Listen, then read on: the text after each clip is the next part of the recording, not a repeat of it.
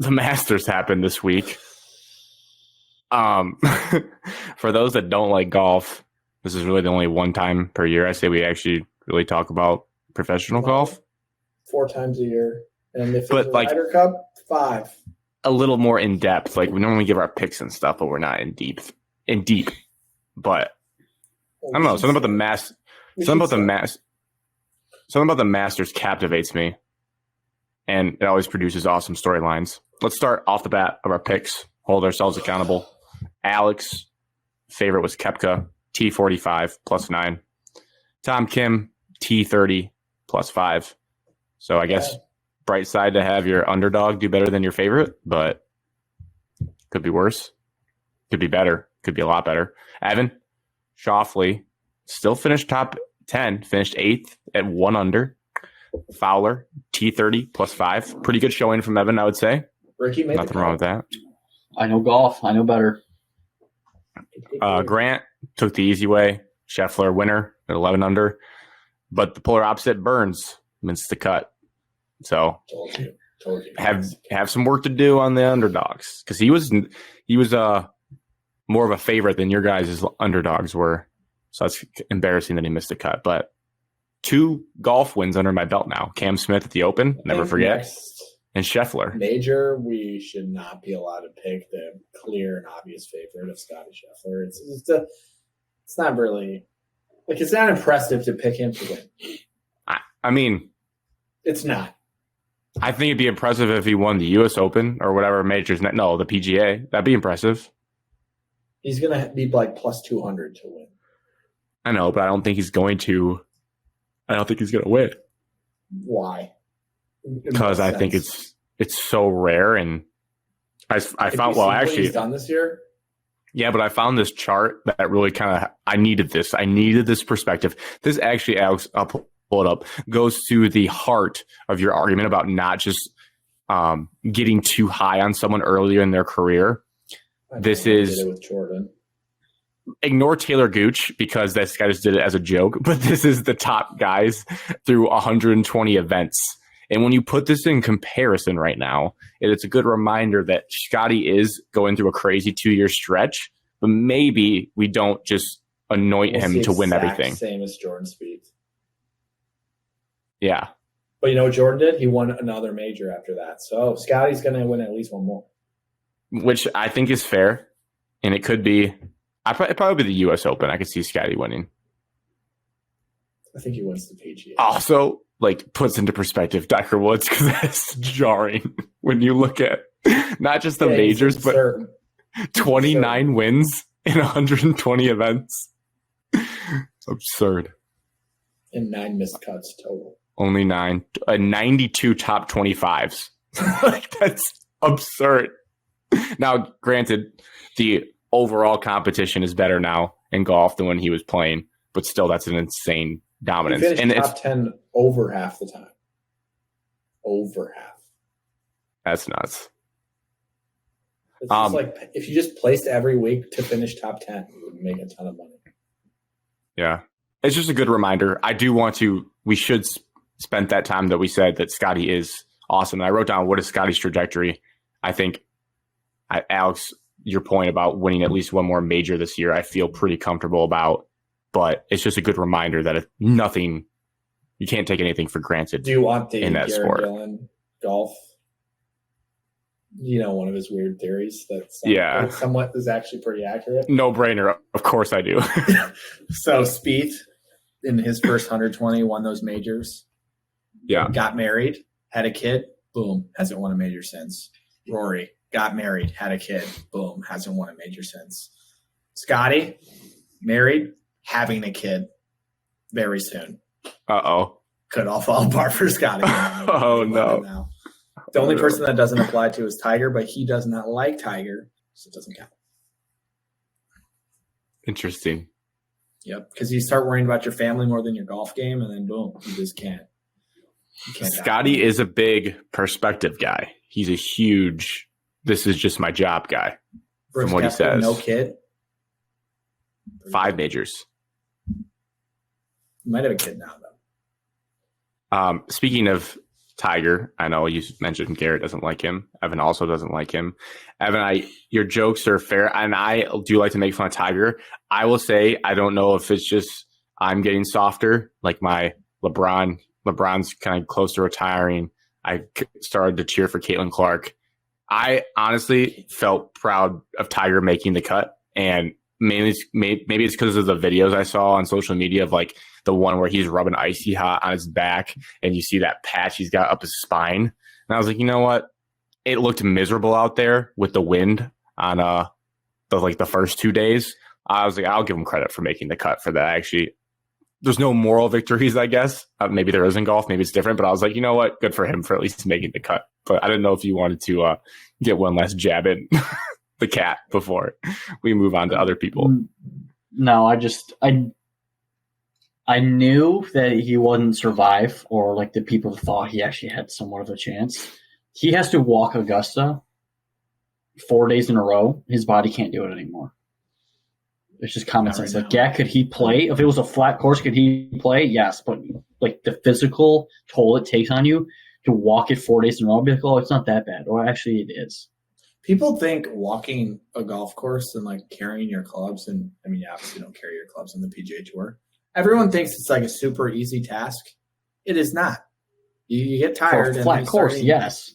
You start hitting bad golf shots because you got to focus. It's mentally exhausting, not to mention. And Tiger has a limp, and he has one leg basically.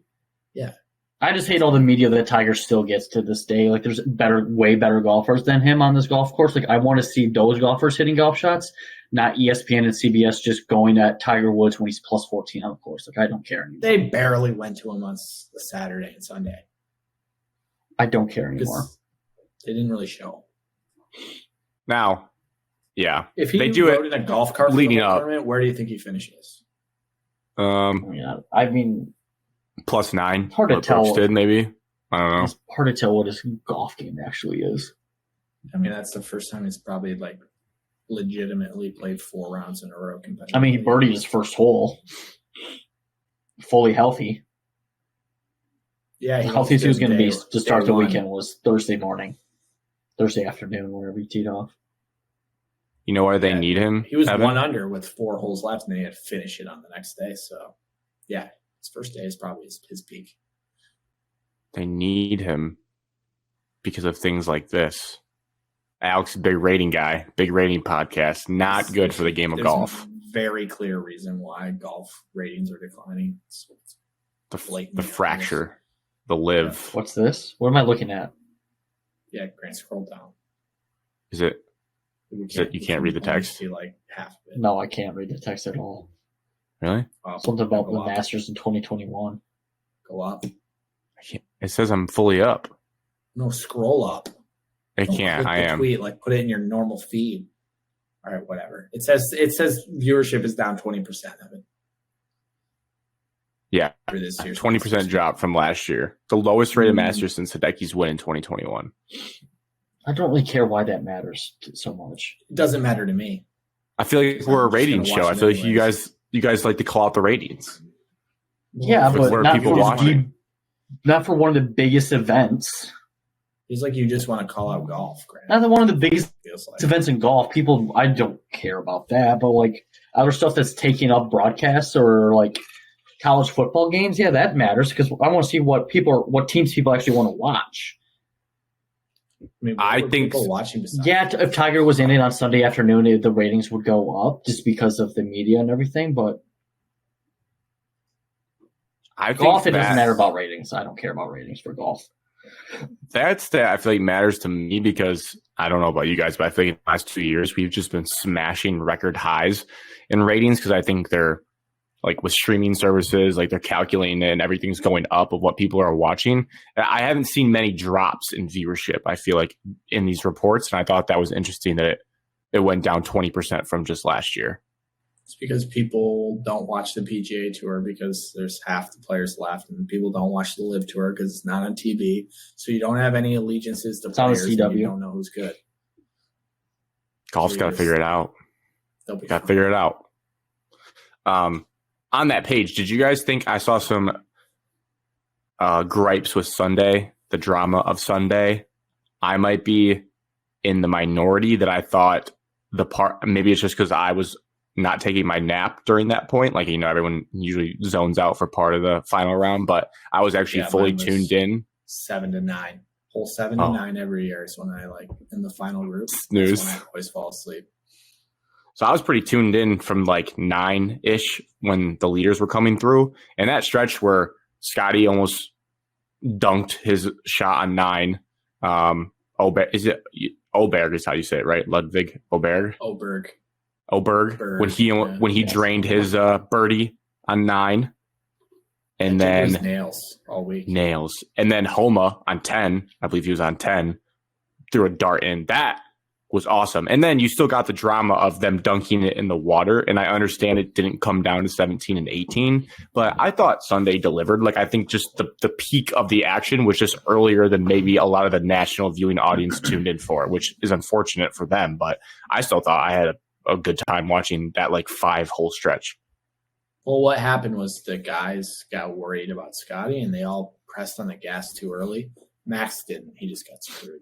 But yeah, Oberg unbelievable and bounce. I don't know why they tried that so early. The name of the game is just hang around as long as you can, and then on 17 and 18, make it push. But no, they went early and then they died early. It helps that Scottie can just basically watch them on every hole in front of him and know exactly what he needs to do. Huge advantage. And that's a no-brainer for golf. But I think it always happens at the Masters where that person just standing there watching what the people in front of them are doing through Amen Corner has a huge advantage. I think they said the winner has come out of the final group every year since 2017 or something, besides one. And it was Tiger in 2019. I also enjoyed that the Doomsday hole was a little different than it normally is. I know Max had his problems on 12, but 11, I feel like most people have gotten through, at least in recent memory. I might be missing someone. They were fine with. I remember Hideki almost had problems. He had problems on 15. I'm just racking my brain through 12. It's usually 12 is chaos. Remember what happened to Jordan Spieth on 12? I don't really want to talk about it. But dunked it, and then didn't he dunk from the drop, or did he not dunk from the drop? He dunked it twice when he was leading by 5. So it was a dunk and then a drop and then dunk. Entire lead after that, and then he lost. I might have to go watch that back after the show. I basically wrote this down for the one guy we already talked about. I think I'm slowly becoming a Ludwig Oberg fan because I liked his demeanor on the course. And Alex is going to say maybe I'm just a prisoner to the moment, but when he got the protein bar smacked out of his hand and then he laughed about it, I was like, that's pretty cool. Patrick Reed would throw a if someone smacked a snack out of his hand. And I liked how he just kind of laughed. I was like, oh yeah, I guess I was giving people dap ups. That's on me. I liked him.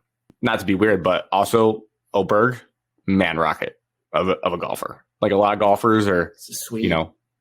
He took off his hat too. I was like, he can't have good hair, can he? Took off his hat, perfectly normal hair. I was like, this guy's got it all going on. Yeah, he's 23, 24. It's a guy that if your girlfriend's watching the TV with you, you're a little nervous. You're like, she's gonna ask, who is that guy? She's gonna be like, oh, who's this cat? Oh, that's Ludwig. So let's not follow him on Instagram.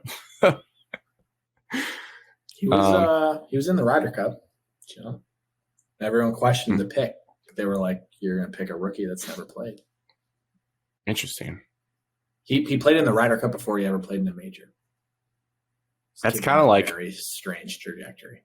Probably not exactly, but I do remember Scottie's coming out moment because I was thinking back to his rise was when he beat Rahm on the last day, and he was a nobody. He was we laughed at him facing Rahm, and he beat him, and then he just started winning the Masters. He wasn't exactly nobody, but yes. I know he was a good college golfer. Good. He was I heard he was Corn Ferry Player of the Year one year, which is a nice honor to have. He went to UT. Back belt. Hook 'em, baby. Evans School. Was there big watch parties then for Scottie specifically? A lot of people in Houston hate Texas, the University of Texas. Did you see the dive bar he went to after he got home and his green jacket hit? Yeah. That's sick. I was like, what if Alex was there? That was in Dallas, I think. It's 3 hours away. I like to imagine all the big cities in Texas are right near each other. Evan, are you doom scrolling? Giant state. I feel like I Evan's was doomed. figuring the stuff out for baseball. Oh, that's fine. I just didn't want you to doom scroll. I didn't want you to get down that rabbit hole of what could have been for the Red Bad Wings. news, Grant. What? Checking stuff and sending it. Reminds LeBron you James out. about to down the Pellies and move on. Gets to play the Thunder. Round They one. might beat the Thunder. 8-1. Oh boy. Today There's playing never game? ending. Yeah, they started today. Warriors are playing after this. Oh, It doesn't really matter until like halfway West through is- round one. Well, yeah, I don't know if we're going to talk about the NBA, but if we are, I'll just mention it then. Anything else Yeah. on golf that you want to talk about? Do you think? Uh, I have one question. Yeah. Do you guys like it better when you watch a tournament and they go like 25 under in a major, or do you like it when they like win at like 2 under and everybody else is over par? Because it felt like the course this week was like very difficult, and there was a Hard. lot of bad scores and bad shots, and like shots where you just like hit a good shot and you still get screwed. Like, do you enjoy watching it like that, or do you like it when you can see them like really show how good they actually are? This is I didn't Gillen hot take. I didn't like what happened to Max. I think That's- Masters is the perfect balance this year. The wind, obviously, they can't control. It makes everything tougher. I think the first couple of days played very tough, like you mentioned, but I liked how on Sunday it was still gettable, where like the winner of the tournament didn't Sky shoot 3 or 4 under. Like that still proves to me that if you just go out and fire a good round, you're gonna score low. And so that was like, yeah, it was gettable on Sunday, which is I think the idea. Sort of gettable on Sunday. I mean, not. I mean, Tom Kim shot like 6 under. He's really good. Tom Kim dominated Augusta on Sunday. Yeah, because those guys are playing in the morning with no people watching, and they're playing for not really anything. I mean, you had 4 guys. You had Tom Kim 6 under, Scheffler 4, Oberg 3, Fleetwood 3. Shout out Tommy Fleetwood finishing that that guy. T3 with a local caddy. But yeah, you had 4 guys, and 2 of them were in the final couple groups shoot low. That was enough for me. I don't know. The course was a little hard. Well, because they're trying to make up greens for were like bricks. You just watch the ball land and just would not sit ever. they were trying to make up for Dustin Johnson because they were talking about that, how he had the scoring record, but they said it was in the fall, which it was a cookie cutter course. And so Augusta was trying to prove their point this week. Their course is still tough. And they want to move everything back too. I was like, dude, it's hard enough. Let's relax. Like, I don't know why courses are like so gung ho on making it impossible for these dudes. Like, Because it's the ultimate test in golf. It's all about It skill. they don't need to do that. The Rocket Mortgage last year, the easiest course on the entire PGA Tour. Very exciting when Ricky won. I didn't. No, care that he okay, was I'll say 25 this: under. when people are 26 under, it's like putt putt. I don't like it. I don't like All that. right. I'll be honest. That's the You- one you- end of the extreme. You get past 17 under, I'm like, this is a joke. What are they even doing? I think the number's 10 to 12. Perfect. But 15 tops. we weren't getting to 10 to 12 without Scottie Scheffler. But that's fine. He's him right It's now. hard. That's It's fine. a hard course. They made it too hard, I think. I have a theory too. This is out there. Golf purists are gonna get mad at me, and I'm also mad at myself because I like Max Homa a lot. But you know how in boxing and UFC, there's always like this weird higher stakes. It feels like when it's a heavyweight fight where it's like the big boys are going at it. You guys follow along with me? You know, like when it's I know what you're saying, but I don't really feel that way because I love, like, there's plenty of little guys that fight that it's like very entertaining. like what, like watching if you're talking about Pacquiao. just strictly on their size. Like watching Pacquiao and Mayweather dance around a ring is not as like exciting to me as like Mike Tyson versus another heavyweight. Like that is like there could be damage inflicted in this fight because it's just a different mass of human. There was part of me on Sunday that was like, it would have been much better TV if it was like Scheffler, Rahm, Koepka, and Bryson rumbling down the stretch back nine. That would have been such good theater. Whereas like I like Oberg and I love Max Homa, but it was like Scheffler's this big imposing guy, and then it's like the other guys are just trying to hold on. Whereas I thought if it was the big beefeaters, that would have been just absolute beauty at Augusta. I don't know if like it has to be those dudes which you just pick specifically because they have big muscles. Yeah. It's the dumbest thing I've ever heard. Grant wants offensive linemen playing golf and winning on Sundays. Yes. There's a reason that those guys don't always win on Sundays, besides Bryson specifically. So I'm talking about worst putter I've ever seen in my life. And I can't believe you invested in him. I was on Morikawa. I really thought when you said I was on Bryson. I was on Bryson. I backed Connor solely because of what Connor said he promised he would do with Bryson won. I went to blackjack instantly, got my bet back, so it was really not that big of a deal. And then Sunday, I saw Scottie's first 2 holes, and he like came up instantly short on number 1, and then skied it super long on number 2. And I was like, oh, this is Collins to win. And clearly it wasn't. Colin played bad on Sunday. Colin had the 2 blow-up holes. 4 over in 3 holes doesn't do it for you. He got cocky. He duffed one, and then I think he duffed one, then it carried over to his putt, and then it carried over. Still couldn't let it go. Max. I think it could have been more entertaining if Max like put his foot on the gas a little bit, but he played like ultra conservative all weekend long, which is what I just said earlier, that you should do that until like the 17th hole. So I guess I'm just like completely going back on what I said. And if he didn't have that terrible break on 12, he was probably still in it going into like 15, 16. But yeah, Scottie was just inevitable. He didn't get aggressive. Yeah, Scottie's just too damn good. Which sucked because I love Max and I loved Luke's bet and I wanted that, and mine wasn't nearly as high stakes, but it felt good to place a March 6th bet on Scottie Scheffler to win the Masters and it to actually come to fruition. So I enjoyed that. Also, just special shout out for those that know my boy. I think they call him Benny Han, but it's spelled Bayong. I looked up his pronunciation. Almost had a moment to himself in the first round. Just really almost came through for me with the $300 winner. I can't believe he actually played that well, but didn't quite get there. Zach Johnson's freakout, Evan, was his downslide from the Ryder Cup. He basically told a bunch of patrons to after he made a triple bogey, and they cheered. Well, was that this weekend? I thought that was like a couple weeks ago. No, that was at the Masters. It was this week. Oh, I saw one previously, like a week or 2 ago, too. Yeah, no, he was like, he's he turned around and backlash. Will you get over it?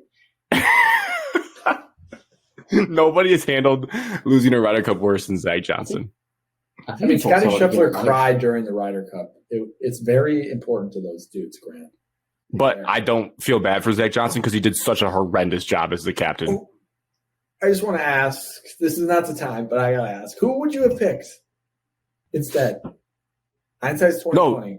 No, I thought the management, Justin Thomas was fine. I would have picked Justin Thomas. It was the management of the golfers, and I have to go look at the storylines, but he said like really stupid things the entire week that just pissed me off. I remember it vividly. He was giving the worst answers.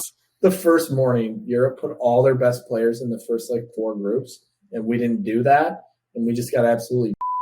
And then he's like, "Well, it's a long Ryder Cup," and we're like, "Well, we're down 4-0 already. It's going to be over." And it was. So he was not very good at his job, and they got in a fight. Oh no! It was the day when they got absolutely blitzed, and he said, "I'm extremely proud of what we put out there today." This is like. We lost 1.5 for a day of golf, and he goes, "I'm extremely proud of what we did today." We were so far behind, it was like impossible to come back. And then he played the Ohio State "we're sick" card. He blamed an illness too, and put these awful excuses on us. And I was like, I just can't. This guy's destroying our reputation. Well, when we all go to Beth Beach Black next year, and Tigers captain. No, Tigers captain. Tigers captain for sure. Oh, we would win. I went to Bethpage. And put in my email for tickets. I don't know how that process works, but I'm in the list. Yeah. Yes, so am I. We're going. Hopefully someone wins the lottery.